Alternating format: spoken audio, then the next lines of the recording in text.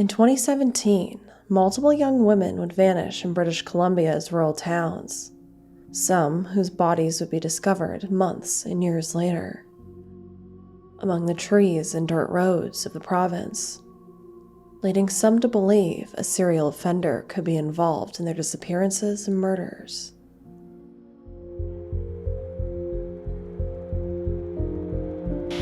No answers. 9 years ago today. What happened to these two young children? Remains a mystery. Urgent story unfolding right now. Who is missing? An unsolved murder.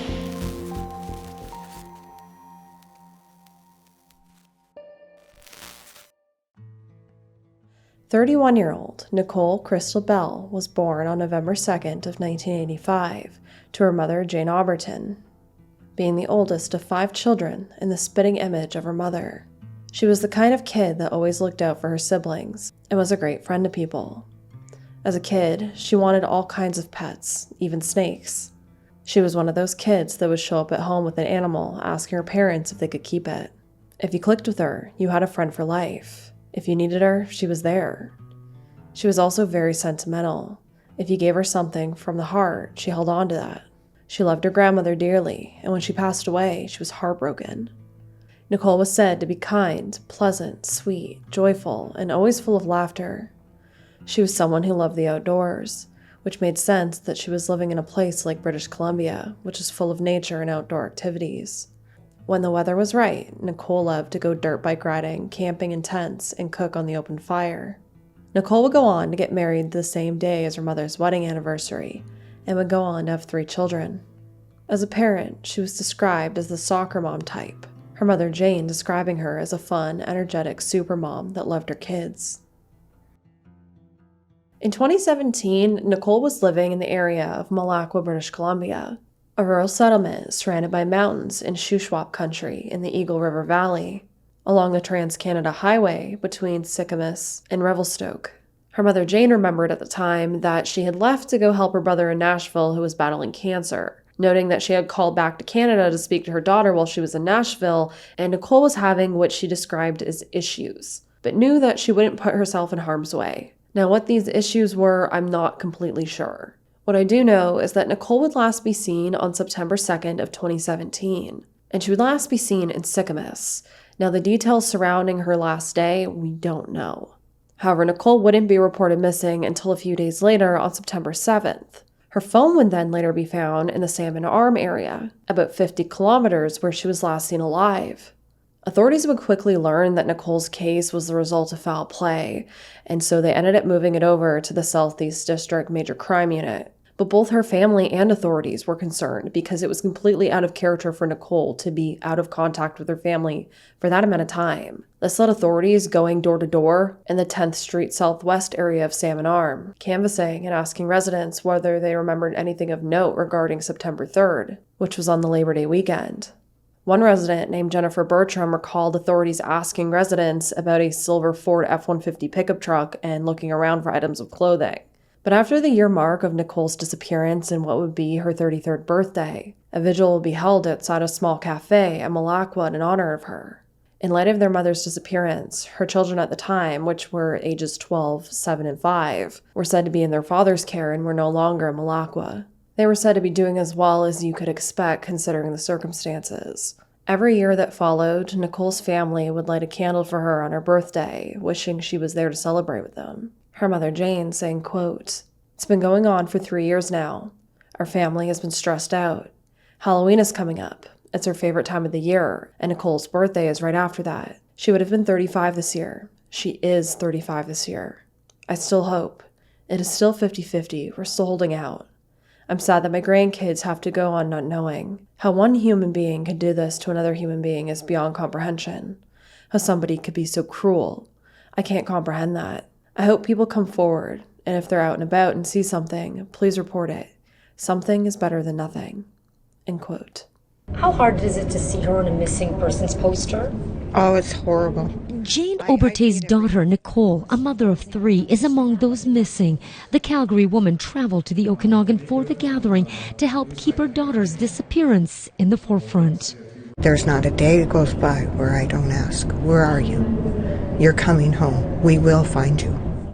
All 4 women disappeared in the last couple of years. The most recent, Nicole Bell, who vanished from the Sicamous area 8 months ago. I hang on hope every day that we have closure to where she is. The event for the missing women was organized by the Splatsin First Nation. It's really a heartache when you come to it, and you think from the perspective of a woman. You come at the perspective of a mother. You come from the perspective of a community member. You want the women, in the nation area to feel safe, and it is a concern that 5 women, have gone missing. One of them was recovered. The one recovered is Traci Genereaux. The Vernon teen's remains were recovered late last year after an extensive search of a farm outside of Salmon Arm. That was very difficult for us that week that the body was discovered to the time that they identified it. It was total torment. Also on hand today, family liaisons who support and provide loved ones with updates on the investigation. Frida Enns, who assisted families through the Picton case, says the support can go on for years. You start out with the preliminary, then you go into the voir dires, and then you go into the trial itself and the different levels of appeals. And then now you have an inquiry. So these are things that go on for many years. Jane Oberté is desperately hoping for answers, appealing for any information. On May 5th of 2025, a break in the case would finally come when authorities would receive a report of human remains being found in rural Salmon Arm, an area of British Columbia east of Kamloops and north of Kelowna. And you may remember this area because in 2017, the remains of 18-year-old Traci Genereaux would be found on a farm in the Silver Creek area, just south of Salmon Arm. And it would be in that same remote area that Nicole's body was found, near that same farm. And that 24-acre farm is owned by the family of a man named Curtis Sagmoen, a man notorious for violent crimes against women, who was continuously let out into the public to reoffend, to the point that authorities had to put out statements warning sex workers not to visit the Salmon River Road area near Salmon Arm. Then, in 2017, Traci's remains were discovered. In December of 2019, Curtis was found guilty of threatening a sex trade worker with a firearm while wearing a mask. In February of 2020, he was found guilty of violently ramming another sex trade worker with an ATV. All 3 crimes took place at that same Salmon River Road property. And regarding Traci's remains being found, an extensive search of the property had taken place. In 2017, the RCMP announced an extensive search of a rural property on Salmon River Road in the Shuswap. Investigators put up visual barriers on the farm as they went about their search for several days. Eventually, they announced the discovery of 18-year-old Traci Genereaux, who had gone missing earlier that year. She was one of 5 women who disappeared in the region in 2017 and the year before. Although the RCMP never announced a suspect in Genereaux's death, the property she was discovered on belonged to the family of Curtis Sagmoen. Sagmoen has a long history of assaults against sex trade workers. His court appearances in Vernon spurred protests by groups of people calling out violence against women and for justice for the missing women in the region. Now, police have announced the discovery of another one of those women. Nicole Bell was 31 when she was reported missing. Police say her remains were found on a rural property near Salmon Arm this past May, and they believe the primary suspect in her death is also the main suspect in Traci Genereaux's death. Yet despite that, nothing still happened. It got so bad that the words, "Sex trade workers beware," was spray painted on a road leading to the farm property, with an arrow in the direction of the farm to further warn women. None of this should have ever had to happen, yet the court systems continuously let this man free to reoffend. Now here we are again in 2025 with yet another woman's body being found near his home. Another woman's body that's found in relation to Curtis Sagmoen. Now sadly, it would turn out that when Traci's remains were discovered not long after Nicole vanished in 2017, Nicole's sister Tracia had actually written a Facebook message to the Observer saying, quote, "I'm not sure what's going on about the search, and I just want to find my sister, Nicole Crystal Bell, who has been missing for almost 2 months." End quote. The fear being at the time that the remains that had been discovered were Nicole's, not Traci's. And at that 2-month mark of her disappearance, there was still some hope that she was going to be found alive. Now, it would turn out that 5 women had actually disappeared in that North Okanagan Shuswap area within a short period of time. And that included both Traci and Nicole. The operations officer from the BC RCMP would say, quote, "Although it has been established that the disappearance of all 5 women were not associated to a single serial actor, investigators believe that the primary suspect responsible for Bell's death is the same as that of Traci Genereaux." End quote. And that's because some of those cases were solved. I think it was the partner of one of the women that was involved in one of those cases. It wasn't Curtis Sagmoen.